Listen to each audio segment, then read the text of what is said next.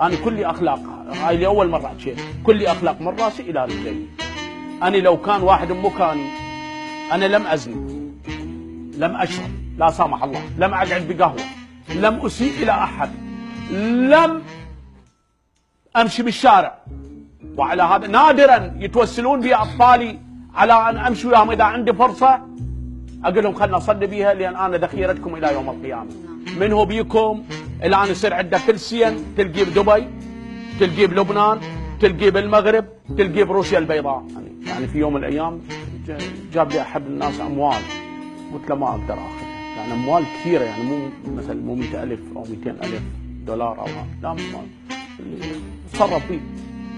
شو اتصرف فيه؟ انا مرجع، فاني انسان فقير، روح وديها لغيري. يعني هو بالصافن قال لي احنا مجتمعين 4 كنا نريد ان نختبرك فوجدناك نقطة في بحر متلاطم لا يستطيع حل لغزه الا من ارسلنا اليك.